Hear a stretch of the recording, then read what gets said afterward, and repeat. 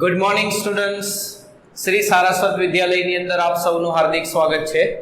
હું છું કુલદીપ ટંડેલ અને આપણે ફિઝિક્સ સબ્જેક્ટનો અભ્યાસ કરી રહ્યા છીએ. તો ચેપ્ટર 3 ના સ્વાધ્યાયના દાખલાઓ આપણે ગણીએ છીએ. તો એની અંદર આપણે આગળ વધીએ.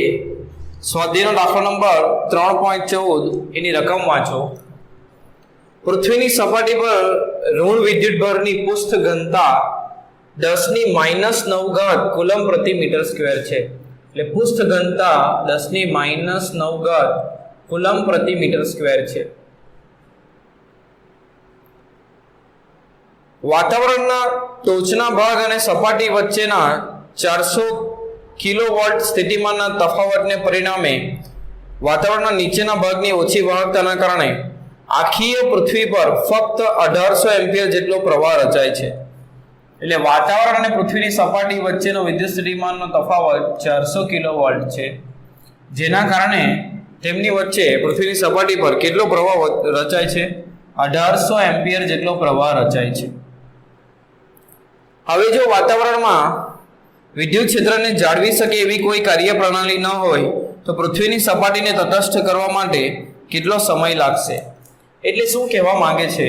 તો અહીં ઋણ વિદ્યુત ભારો છે એવું કીધું છે પૃથ્વીની સપાટી ઉપર, અને અહીં વાતાવરણ છે જેમાં ધન વિદ્યુત ભારો આવેલા હશે. આ સપાટી અને આ સપાટી વચ્ચે વિદ્યુત સ્થિતિમાનનો તફાવત છે 400 કિલોવોલ્ટ. એટલે વધારે સ્થિતિમાનથી ઓછા સ્થિતિમાન વિદ્યુત ભારનું વહન થશે. અહીં ધન વિદ્યુત ભારો વહીને આવશે એટલે શું થશે? આ ઋણ વિદ્યુત ભારો તટસ્થ થતા જશે. તો તટસ્થ થવા માટે લાગતો સમય એટલે જેટલા ઋણ વિદ્યુત ભાર અહીં છે તેટલા ધન વિદ્યુત ભાર સપાટી પરથી અહીં આવતા કેટલો સમય લાગશે એ પૂછ્યું છે. બરાબર, જેટલા ઋણ છે એટલા ધન અહીં આવશે તો આ પૃથ્વીની સપાટી કેવી થઈ જશે? તટસ્થ થઈ જશે. તો એના માટે સમય કેટલો લાગે એ સમય શોધવાનો છે. આગળ શું આપ્યું એ વાંચીએ. વાસ્તવમાં આવું કદાપી થશે નહીં, કારણ કે પૃથ્વીના જુદા જુદા ભાગમાં સતત થતી વીજળી અને ગાજવીજ સાથેના વાવાઝોડાને કારણે સતત વિદ્યુત ભાર ઠલવાતા રહે છે. એટલે આવું થતું નથી, કારણ કે સતત વીજળીના કારણે કે કોઈ પણ કુદરતી ઘટનાઓને કારણે અહીં વિદ્યુત ભારો આવતા રહે છે. એટલે વિદ્યુત ભારો શૂન્ય થઈ જાય એવું થતું નથી. પરંતુ અહીં આપણે ગણતરી માટે એવું લેવાનું છે કે આ તટસ્થ થાય છે પૃથ્વીની સપાટી. તો પૃથ્વીની ત્રિજ્યા લેવાની છે કેટલી? 6.37 × 10⁻6 મીટર. હવે તો પહેલા ગણતરી કરીએ કે પૃથ્વીની સપાટી પર પહેલા વિદ્યુત ભાર કેટલા છે. તો વિદ્યુત ભાર ઘનતા સિગ્મા બરાબર શું થાય? કુલ વિદ્યુત ભાર ભાગ્યા સપાટીનું ક્ષેત્રફળ.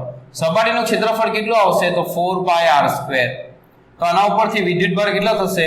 તો સિગ્મા × 4πr² જેટલા થશે. તો એ ગણતરી કરીએ પહેલા વિદ્યુત ભારોની. તો સિગ્માની કિંમત મૂકીએ તો સિગ્મા છે 10⁻⁹. 4π એટલે 3.14. r ત્રિજ્યા, પૃથ્વીની સપાટીની ત્રિજ્યા આટલી છે, એનો વર્ગ કરવાનો છે એટલે 6.37 નો વર્ગ થશે અને 10⁶ નો વર્ગ 10⁻12. આની ગણતરી કરીએ તો 3.14 into 6.37 into 6.37 is equal to 509.6. 10⁻⁰ કરીએ તો 12 - 9 એટલે કેટલા થશે? 3 ઘાત. એટલે 5.09 છે. એટલે 5.1 કરી દઈએ તો 5.1 × 10 પાવર 2 પોઈન્ટ ખસેડ્યા એટલે 3 ને 2 5 ઘાત કુલમ. આટલા વિદ્યુત ભાર છે. તો હવે વિદ્યુત ભારનું સૂત્ર, વિદ્યુત પ્રવાહ આપણને આપ્યો છે તો વિદ્યુત પ્રવાહનું સૂત્ર શું આવે? Q/T. તો એના પરથી T શોધીએ, Q/I. એટલે આટલા વિદ્યુત ભારોને ડિસ્ચાર્જ થતા કેટલો સમય લાગશે આટલા પ્રવાહથી તે શોધીએ. તો Q ની કિંમત 5.1 × 10⁻5 ડિવાઇડ બાય I ની કિંમત 1800 એટલે 1.8 × 10⁻³ તો 5.1 ડિવાઇડ બાય 1.8 કરીએ, જવાબ શું આવશે? 2.83 × 10⁻². આટલા સેકન્ડ એટલે 283 સેકન્ડ જેટલો એપ્રોક્સિમેટ સમયગાળો લાગે. એટલે પૃથ્વીના વાતાવરણમાંથી બધા જ વિદ્યુત ભારો અહીં આવીને પૃથ્વીની સપાટીને તટસ્થ કરતા આટલો સમય લેશે. બરાબર? તો આ પ્રમાણે આ દાખલો થશે. આગળના દાખલા તરફ વધીએ.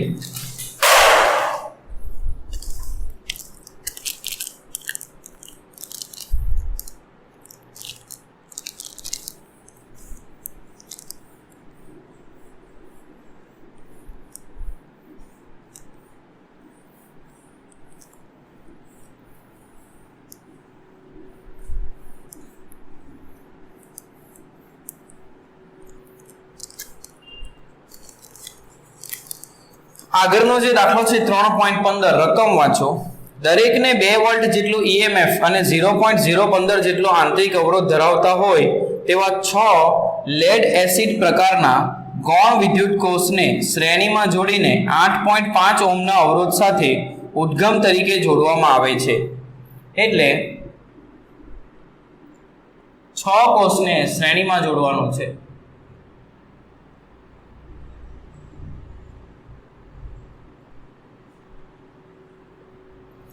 જે બધાના EMF અને આંતરિક અવરોધ સરખા જ છે. EMF કેટલું છે? તો બધાનો EMF છે 2 વોલ્ટ અને આંતરિક અવરોધ કેટલું છે? તો 0.015 ઓહ્મ. તેને શ્રેણીમાં જોડીને 8.5 ઓહ્મનો અવરોધ સાથે જોડવામાં આવે. એની સાથે 8.5 ઓહ્મનો અવરોધ જોડવાનો.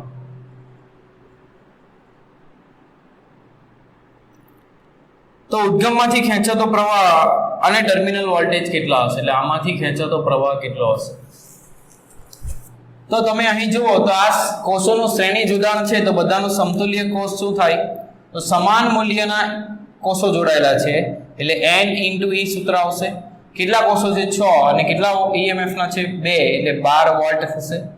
અને સમતુલ્ય અવરોધ એના NR થશે. સમાન મૂલ્યના અવરોધો છે એટલા માટે. તો કેટલું થશે? 6 અવરોધો અને કેટલા છે? 0.015 એટલે 0.015 ગુણ્યા 6 કરીએ તો આવશે 0.09 ઓહ્મ. એટલે આની સાથે આપણે રિપ્લેસ કરી દઈએ એના સમતુલ્ય વડે તો આ પ્રકારનું પરિપથ બનશે. તો આમાંથી કેટલો પ્રવાહ અહીં નીકળે એ શોધીએ.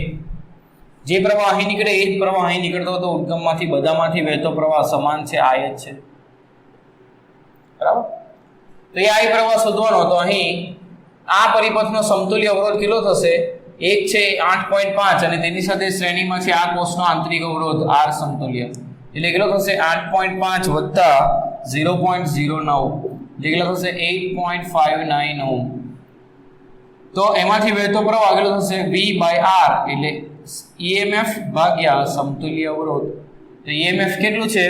સમતુલ્ય EMF 12 વોલ્ટ ભાગ્યા 8.59 એટલે કેટલું થશે? 12/8.59. તો એનો જવાબ આવશે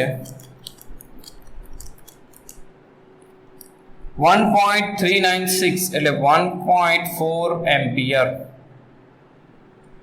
આટલો પ્રવાહ નીકળશે. બીજું શું પૂછે છે? તો ટર્મિનલ વોલ્ટેજ કેટલા હશે? તો આ સમતુલ્ય માટે ટર્મિનલ વોલ્ટેજ શોધીએ. તો સમતુલ્યનો ટર્મિનલ વોલ્ટેજ શું થશે? E સમતુલ્ય માઇનસ I × R સમતુલ્ય. તો E સમતુલ્ય કેટલું છે? 12 વોલ્ટ માઇનસ I કેટલું છે? 1.4 અને R સમતુલ્ય કેટલું છે? 0.09. તો 12 માઇનસ 1.4 × 0.09 કરીએ 1.4 કેવી રીતે કરવાનું? તો 1.4 × 0.09 કરો.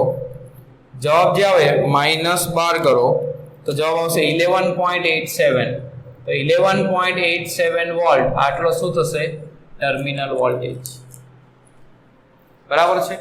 આગળ કંઈક પૂછ્યું છે એની ગણતરી કરીએ. તો આ ગણાઈ ગયું છે એટલે આટલું ભૂસી નાખું. બી શું પૂછ્યું છે? તો લાંબા વપરાશ બાદ એક ગૌણ વિદ્યુત કોષનું EMF 1.9 વોલ્ટ છે અને મોટો આંતરિક અવરોધ 380 ઓહ્મ છે. આ કોષમાંથી કેટલો મહત્તમ પ્રવાહ ખેંચી શકાય? એટલે EMF છે 1.9 વોલ્ટ અને આંતરિક અવરોધ છે 380 ઓહ્મ. તો મહત્તમ કેટલો પ્રવાહ ખેંચી શકાય? તો મહત્તમ પ્રવાહ E/R જેટલો ખેંચાય. આપણને ખબર છે બેટરીમાંથી. આગળ પણ આવો દાખલો ગણ્યો આપણે. તો 1.9 / 380 કરીએ તો 1.9 / 380 એ થશે 0.005 એમ્પિયર. એટલે 5 મિલી એમ્પિયર જેટલો મહત્તમ પ્રવાહ ખેંચી શકાય. શું આ કોષ કારને ચાલુ કરવાની મોટર ચલાવી શકશે? તો ના. મોટર ચાલુ કરવા પ્રારંભમાં ખૂબ મોટો પ્રવાહ જરૂરી હોય છે. ખૂબ મોટો પ્રવાહ જરૂરી હોય છે. પરંતુ આ એટલો મોટો નથી. આ તો મિલી એમ્પિયરમાં છે. એટલે આનાથી એ કરી શકાશે નહીં. આગળનો દાખલો ગણીએ 3.16.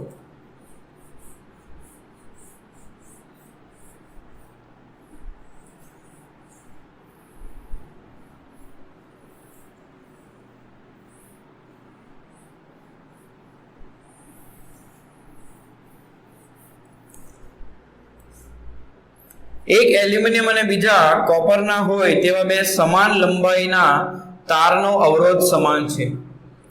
એલ્યુમિનિયમ અને કોપરની લંબાઈ સમાન છે અને એમના અવરોધો પણ સમાન છે.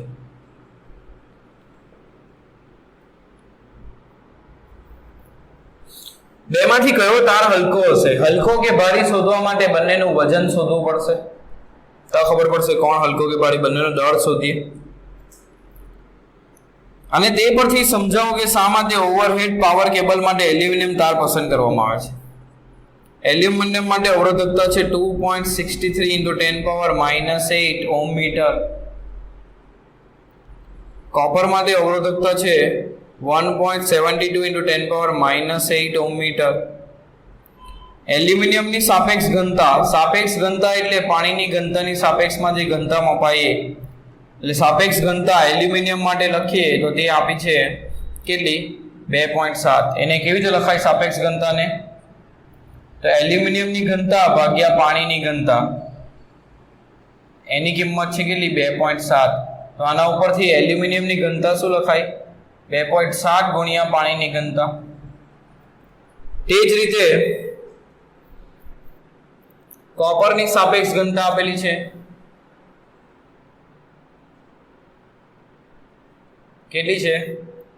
8.9. તો કોપરની ઘનતા ભાગ્યા પાણીની ઘનતા બરાબર થશે 8.9. તો આના પરથી કોપરની ઘનતા શું લખાશે?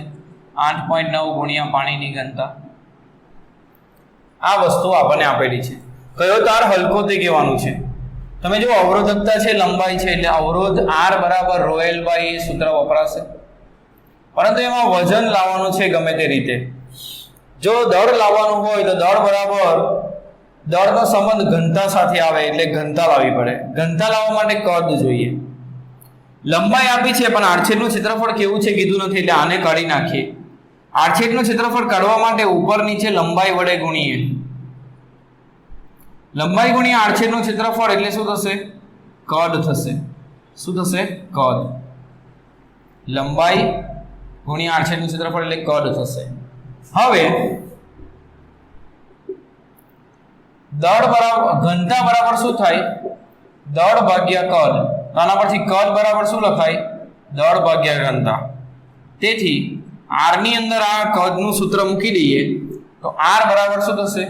ρl² ભાગ્યા કદ બરાબર દળ ભાગ્યા ઘનતા. આ રીતનું થશે. ખ્યાલ આવે છે? તો હવે બંનેની ઘનતા સમાન છે. કોની? કોપરની અને એલ્યુમિનિયમની. તો ઘનતા બરાબર અવરોધ સમાન છે બંનેના. ઘનતા નહીં સમાન, અવરોધ સમાન છે. તો આ સૂત્રમાં કીધું ρ કોપર L કોપરનો વર્ગ D કોપર ભાગ્યા M કોપર, અને ρ aluminium L² aluminium D aluminium ભાગ્યા M એલ્યુમિનિયમ. બંનેની લંબાઈ સરખાઈ છે એટલે આ લંબાઈના પદ કેન્સલ થશે.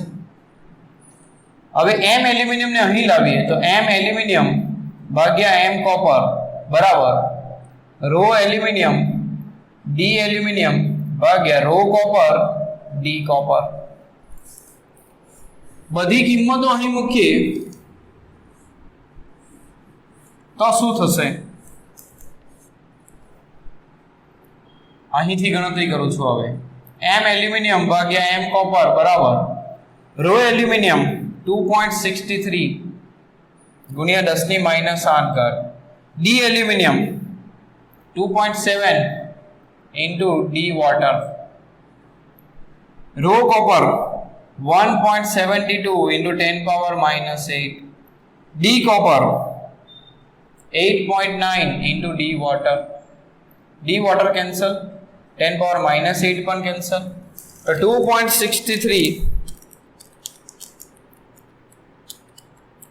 into 2.7 divided by 1.72 divided by 8.9 તો એ થશે 0.46 m એલ્યુમિનિયમ ભાગ્યા m કોપર બરાબર થશે 0.46 તો એ શું બતાવે કે m એલ્યુમિનિયમ બરાબર 0.46 m કોપર છે। હવે આપણને શું પૂછેલું હતું કે કયો તાર હલકો હશે બરાબર એટલે તમે એવું કહી શકો કે આ જે મૂલ્ય છે તે 1 કરતા નાનું છે m એલ્યુમિનિયમ ભાગ્યા m કોપર એનું મૂલ્ય લેસ ધેન 1 આવ્યું આ મૂલ્ય કેવું છે લેસ ધેન 1 m કોપર ને અહીં ગુણો તો m એલ્યુમિનિયમ એ લેસ ધેન m કોપર થશે કોનું દળ ઓછું આવ્યું એલ્યુમિનિયમ નું એટલે એના પરથી કહી શકાય કે એલ્યુમિનિયમ એ કોપર કરતા હલકો છે એટલે જવાબ શું આવશે એલ્યુમિનિયમ એ કોપર કરતા કેવો છે હલકો છે એલ્યુમિનિયમ એ કોપર કરતા હલકો છે। પછી એવું પૂછ્યું છે કે પાવર હેડ કેબલ્સ એટલે આપણા ઘરે જે વીજળી આવે છે તે આવા તારમાંથી આવે તમારા માથા ઉપરથી પસાર થતા હોય આવા 3-4 તારો તમે જોયા હશે થાંભલા ઉપરથી તો એ તારો એ કોપરની જગ્યા પર એલ્યુમિનિયમના વાપર્યા હોય કેમ તો કે એ હલકો છે। હવે આ તાર બહુ લાંબા અને બહુ મોટા મૂક્યા હોય એ જો ભારે વજનના હોય તો શું થાય તો કે જ્યારે ચોમાસા ઉનાળાની અંદર ગરમી હોય ત્યારે તાપમાનના કારણે આ તાર એ થોડા ઢીલા થાય અને વજન વધુ હોય તો વધુ નીચે જઈને બીજા તારને ટચ થઈ શકે અને શોર્ટ સર્કિટ થઈ શકે એટલા માટે એલ્યુમિનિયમ વાપર્યું હોય જે વજનમાં કેવું હોય હલકું હોય બરાબર વજનમાં હલકું હોય એટલે આટલા મોટા મોટા તારો એ આપણે સરળતાથી લગાવી શકીએ જ્યારે કોપર એ વજનમાં ભારે હોય એટલે એને લગાવી શકતા નથી એટલે આ કારણોસર ઓવરહેડ પાવર કેબલમાં એ એલ્યુમિનિયમનો તાર વાપર્યો હશે બરાબર કારણ કે બહુ લાંબા લાંબા તારો લગાવવાના તો વધુ વજન લગાવવા માટે વધુ તકલીફો થઈ શકે અને લગાવવું અઘરું પણ થઈ શકે એટલા માટે એલ્યુમિનિયમનો લગાવવામાં આવે છે બરાબર છે। આગળ જોઈએ બીજો સવાલ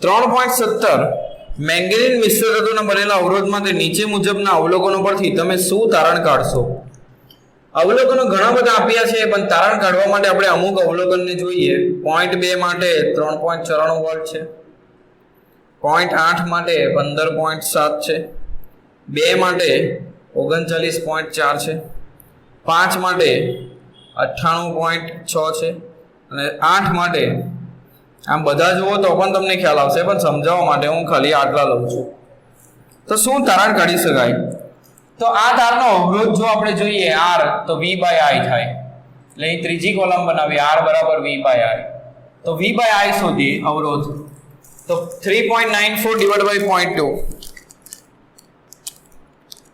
તો એ થશે 3.94 ડિવાઇડ બાય 0.2 તો એ થશે 19.7 15.7 ભાગ્યા 0.8 કરીએ V/I કરીએ છીએ આપણે તો એ થશે 19.625 39.4 ભાગ્યા 2 કરીએ એટલે 19.7 થશે 98.6 ભાગ્યા 5 કરીએ 19.72 થશે ને 158 ભાગ્યા 8 કરીએ 19.75 થશે તો આ શું બતાવે V/I એ અચળ રહે છે એટલે આ ધાતુ અથવા કોનું આપ્યું છે કોના માટેનો આલેખ છે મિશ્ર ધાતુ આ મિશ્ર ધાતુ ઓહમના નિયમને અનુસરે છે પરફેક્ટ લાગુ પડે છે કારણ કે V અને I એકબીજાના સમપ્રમાણમાં છે અને આ બેનો ગુણોત્તર અચળ રહે છે લગભગ અચળ જેવો રહે છે એટલે ઓહમના નિયમને તે અનુસરે છે બીજું શું સમજી શકાય તો કે જેમ પ્રવાહ વધશે તેમ તેમ I2RT પ્રમાણે ઉષ્મા ઊર્જા વધશે ઉષ્મા ઊર્જા વધે એટલે તાપમાન વધે તો તમારો અવરોધ બદલાવો જોઈએ એટલે જેમ જેમ પ્રવાહ વધે તેમ તેમ અવરોધ બદલાય એવું કહી શકાય. કારણ કે પ્રવાહ વધે તો તાપમાન વધે, કારણ કે ઉષ્મા ઉર્જા ઉત્પન્ન થાય h²RT પ્રમાણે. તાપમાન વધે તો અવરોધ બદલાય, એટલે અવરોધ બદલાવો જોઈએ. પરંતુ પ્રવાહ વધવા સાથે પણ અવરોધ અચળ રહ્યો છે, એનો મતલબ તાપમાન સાથે એના અવરોધમાં વધારે ફેરફાર થતો નથી. એટલે એવું કહી શકાય કે તાપમાન સાથે તેની અવરોધકતામાં ખાસ ફેરફાર થતો નથી, આવું કહી શકાય. નહીં તો શું થયું હોત? આ જવાબ બદલાઈ ગયો હોત, કારણ કે તાપમાન વધે તો અવરોધ બદલાઈ ગયો હોત. તાપમાન કેમ વધ્યું? તો કે પ્રવાહ વધે તેમ તેમ વધારે ઉષ્મા ઉર્જા ઉત્પન્ન થાય, એટલે તાપમાન વધે. બરાબર. તો આ બે તારણો આ ટેબલ ઉપરથી આપણે કાઢી શકીએ. આગળનો પ્રશ્ન કરીએ. હવેનો જે પ્રશ્ન છે તે એમસીક્યુ માટે ખૂબ અગત્યનો. ટીકમાર્ક કરી લેજો ભાઈ. જ્યારે હું તમને એવું કહું કે એમસીક્યુ માટે ખૂબ અગત્યનું, તો તમારે કમ્પલસરી ટીકમાર્ક કરવું જોઈએ. કમ્પલસરી યાદ રાખજો, એ તમને બહુ કામ લાગશે એમસીક્યુ કરવા માટે. તો 3.18 પહેલું શું છે? એક અસમાન આડછેદનું ક્ષેત્રફળ ધરાવતા ધાતુના સુવાહકમાં સ્થાયી પ્રવાહ વહે છે. એટલે અસમાન આડછેદનું ક્ષેત્રફળ એટલે આવું હશે, સમજો. અહીંયા આડછેદ વધતો જાય છે, આમ જાઓ તેમ તેમ આડછેદ વધે અને આડછેદનું ક્ષેત્રફળ અહીંયા ઓછું છે. આવા માટે શું? એમાંથી સ્થાયી પ્રવાહ વહે છે, એટલે સરખા સમયમાં સરખા વિદ્યુતભાર પસાર થાય છે. નીચેનામાંથી કઈ ભૌતિક રાશિ વાહક માટે અચળ રહેશે? પહેલું પ્રવાહ, બીજું પ્રવાહ ઘનતા, ત્રીજું વિદ્યુત ક્ષેત્ર અને ડ્રિફ્ટ ઝડપ. હવે જો પ્રવાહ એટલે શું? કેટલા વિદ્યુતભાર એકમ સમયમાં પસાર થયા. તો જેટલો પ્રવાહ અહીંથી ઘૂસે એટલો જ અહીંથી બહાર આવે. એટલે અહીંથી ને અહીંથી વહેતો પ્રવાહ સરખો, એટલે દરેક આડછેદમાંથી વહેતો પ્રવાહ સમાન રહેશે. એટલે આ અચળ રહેશે. આ કેવું રહેશે? અચળ રહેશે. બરાબર. આપણને એ જ પૂછ્યું છે કે કઈ ભૌતિક રાશિ અચળ રહેશે. પ્રવાહ ઘનતા જે બરાબર શું થાય? I ભાગ્યા A. આડછેદનું ક્ષેત્રફળ અહીંયા ઓછું છે, અહીંયા વધારે, એટલે અલગ આવ્યો. એટલે જે બદલાશે, એટલે આ અચળ રહેશે નહીં. આ અચળ નહીં રહે. નોટ ઇક્વલ ટુ લખ્યું છે. વિદ્યુત ક્ષેત્ર J is equal to sigma E સૂત્ર આપણું છે. તો E બરાબર શું થાય? J by sigma. તો જે અચળ ન રહેતું હોય તો E પણ અચળ ન રહે, કારણ કે સિગ્મા તો અચળાંક છે. એટલે વિદ્યુત ક્ષેત્ર પણ અચળ રહેશે નહીં. પછી ડ્રિફ્ટ ઝડપ. તો J is equal to NEVD. આમાં જે બદલાય તો VD પણ બદલાય, એટલે આ પણ અચળ રહેશે નહીં. તો ખાલી એક જ રાશિ અચળ રહેશે, કે એવું પ્રવાહ. આ ક્વેશ્ચન એમસીક્યુમાં ઘણી વખત પૂછાય છે. બીજો સોલ્વ કરીએ. શું ઓહમનો નિયમ બધા જ વાહક ઘટકો માટે સાર્વત્રિક રીતે લાગુ પાડી શકાય? તો ના, ન લાગુ પાડી શકાય. ઓહમનો નિયમનું પાલન ન કરતા ઘટકોનું નામ આપો. તો બધા માટે લાગુ પાડી શકાતું નથી. આપણે મર્યાદામાં જોયું. કોના માટે ન લાગુ પાડી શકાય? તો ડાયોડ, પછી ગેલિયમ આર્સેનાઇડ, આ બધા એના ઉદાહરણ છે જેના માટે લાગુ પાડી શકાતો નથી. આપણે ઓહમના નિયમની મર્યાદામાં જ આ વસ્તુ આપી છે. આ માટે ઓહમનો નિયમ લાગુ પડતો નથી. બરાબર છે. ત્રીજું જોઈએ. નીચા સ્થિતિમાન વાળા ઉદ્ગમમાંથી મોટો પ્રવાહ મેળવવો હોય તો તેનો આંતરિક અવરોધ ખૂબ નાનો હોવો જોઈએ. શા માટે? તો બેટરીમાંથી મહત્તમ પ્રવાહ કેટલો લઈ શકાય? તો E ભાગ્યા R જેટલો. જો R નાનો લઈશું, જો આંતરિક અવરોધ નાનો હોય તો મહત્તમ પ્રવાહ જે આપણે લઈ શકીએ તે વધુ મળે. તેથી તે નીચા સ્થિતિમાન વાળા, એટલે E જેનામાં ઓછું હોય તેનામાં R જો ઓછો રાખીએ તો જ વધારે પ્રવાહ આપણે લઈ શકીએ. ડી હાઈ ટેન્શન, એટલે કે બહુ મોટા વિદ્યુત સ્થિતિમાનના તફાવત. 6 કિલોવોલ્ટના સપ્લાયનો આંતરિક અવરોધ ઘણો વધારે રાખવામાં આવે છે. શા માટે? તો જો વિદ્યુત સ્થિતિમાનનો તફાવત ઊંચો હોય તો નીચા અવરોધે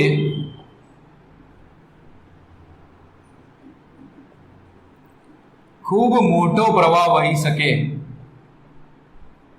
એટલે કેવું? ધારો કે આ 6 કિલોવોલ્ટનો વિદ્યુત સ્થિતિમાનનો તફાવત છે આ બે બિંદુ આગળ. હવે એના બે છેડા ધારો કે કોઈ હિસાબે શોર્ટ થઈ ગયા, તો એમાંથી કેટલો પ્રવાહ વહે?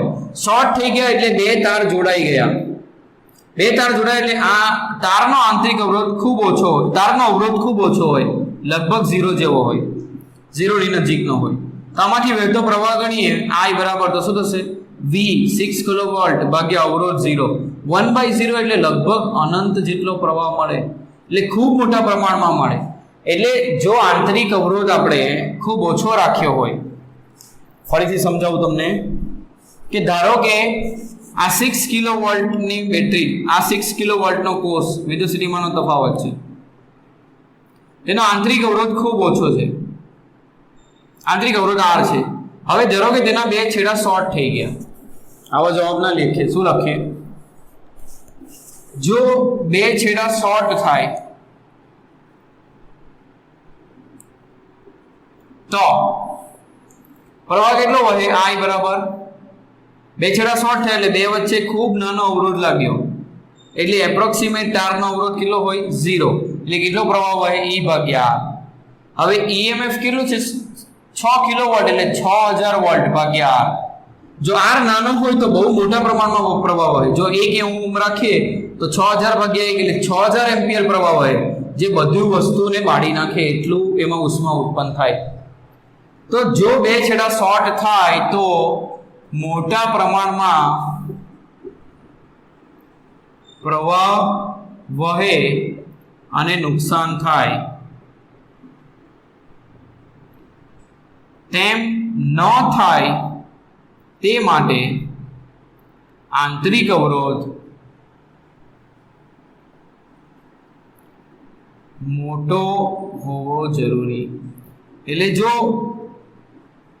કોષનો EMF મોટો હોય, એટલે કે પ્રાપ્તિ સ્થાનનો EMF મોટો હોય તો તેનો આંતરિક અવરોધ બી મોટો હોવો જરૂરી.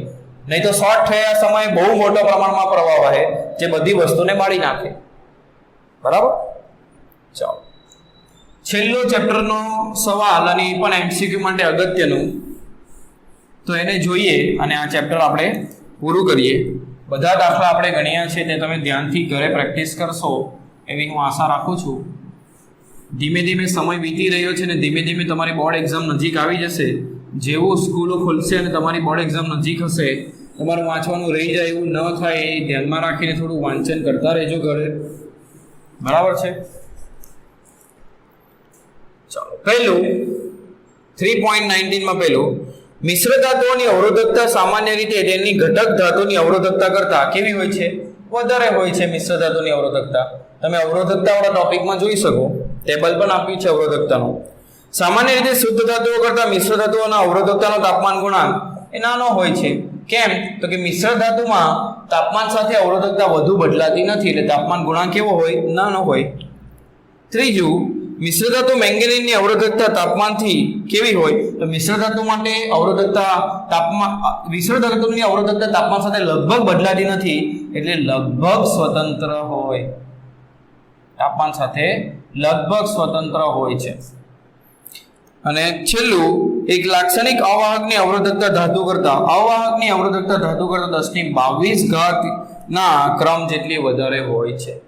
તો MCQ માટે આ સવાલ યાદ રાખો અને અહીં આપણું આ ચેપ્ટર પૂરું થાય છે. ઘરે મહેનત કરો, વાંચો. બરાબર? આ ચેપ્ટર ખૂબ અગત્યનું, આમાંથી વધારે માર્ક્સના પ્રશ્નો એ બોર્ડ એક્ઝામની અંદર પૂછાય છે, તો એને તે રીતે તમારે એની તૈયારી કરવી. બરાબર? વાંચવા માટે ઓલ ધ બેસ્ટ. ઘરે વાંચો, લખીને પ્રેક્ટિસ કરો અને થિયરીની PDF પણ મેં તમને આપી છે, એમાંથી થિયરી બધી પાકી કરી નાખો. ઓકે?